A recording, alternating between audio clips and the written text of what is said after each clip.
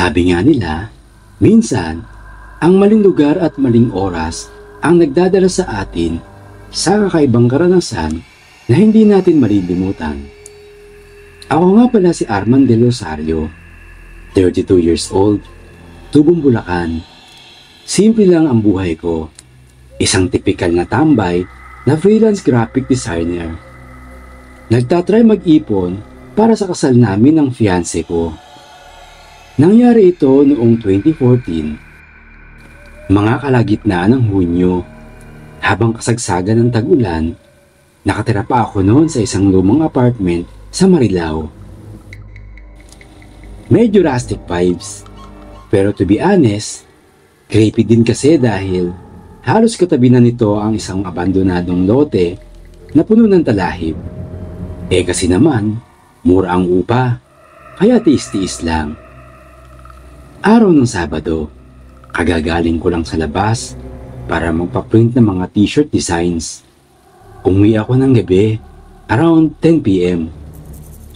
Pagod na ako kaya bigla ko na lang naisipang dumaan sa shortcut sa likod ng abandonadong lote. Sa totoo lang talaga kasi, di naman ako natatakot sa multo o kung anumang kababalaghan. Noong gabing yun, may kakaibang aura na agad akong naramdaman. Yung tipong tahimik, pero parang ang bigat ng paligid. Alam mo yun, parang gumagapang sa balikat mo yung kilabot. Habang naglalakad, narinig ko ang tunog ng ulan na pumapatak sa mga yero ng mga bakanting bahay sa paligid. Chill lang, Arman, sabi ko sa sarili ko. Pero tuloy-tuloy pa rin akong naglakad. Sa ganitong paraan nga, naglalakad ako na parang walang pakialam, kahit na nararamdaman ko na parang may sumusunod sa akin. Biglang may narinig akong sutsot. Inignore ko na lang noong una. Maya-maya, may isa pang sutsot. Mas malapit, parang nanggagaling na sa likuran ko. Napatingin ako, pero wala naman. Naglakad ulit ako. Medyo binilisan ko na nga lang. Nagkataong parang nagsimula nang lumabo ang ilaw ng poste sa tapat. Kaya tuloy, parang ang layo ng distansya ng bahay ko, kahit ilang hakbang na lang. Biglang dumalim ang paligid, at ang tanging ilaw lang ay galing sa cellphone ko. Sa puntong ito pala, naramdaman ko na ang malamig na hangin na parang kumahaplos sa bato ko. Tapos, may narinig ako na parang hikbi. Mahina lang, pero sobrang lapit. Napris ako sa kanyang tatayuan ko. Putya, ano yun? Hindi na ako lumingon. Diretso na ako naglakad. Halos tumakbo na nga eh. Pero sa pagkakataong iyon, naramdaman ko na parang may dumadaan na hangin sa paligid ko.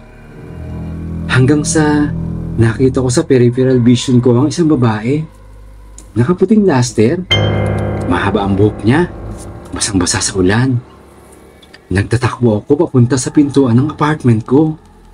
Nang paakyat na ako sa hagdan, napansin ko na ang pintuan ko ay nakabukas. Sa pagkakatanda ko, isinarado ko yun kanina, bago ako umalis. Naisip kong baka pinasok na ako ng magnanakaw. Pumasok ako dahan-dahan. Nagsindi ako ng ilaw, pero ayaw gumana. Ginamit ko ang flashlight mula sa cellphone ko. At doon ko lang napansin, may mga bakas ng tubig papasok sa sahig. Biglang may narinig akong tunog mula sa kwarto ko. Parang may nalaglag. Pero bago ako makapasok, naramdaman ko ang malamig na hangin na nanggaling mismo sa likod ko. Nang tumingin ako, nandun siya. Same girl. Basang-basa. Nakatitig sa akin. Pero ang mukha niya, blanco. Wala siyang mata, ilong o bibig. Blank slate lang. Pero ramdam na ramdam mo ang galit sa presensya niya. Hindi ko alam kung paano makalabas ng apartment na iyon. Next thing I knew, nasa harap ako ng kapitbahay ko. Humihingal, pawis na pawis, kahit medyo basa ng malamig na ulan. Doon na rin ako nakitulog. Buti pumayag naman. Isa iyon sa matatagal na residente doon. Kaya sang-ayon siya nung magkwento ako.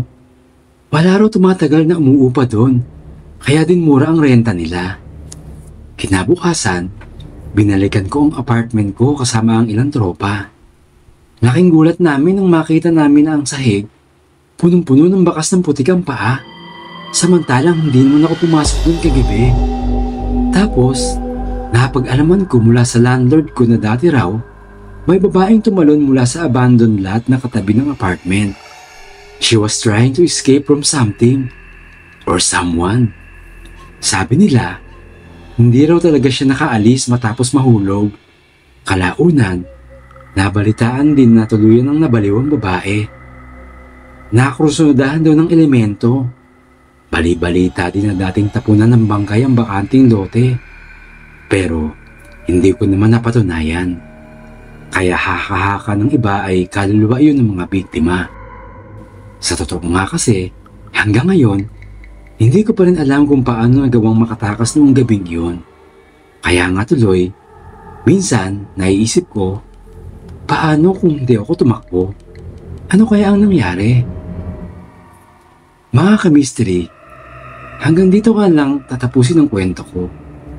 Ingat kayo lagi, lalo na kung magpapaka-adventurous kayo sa gabi. Peace out.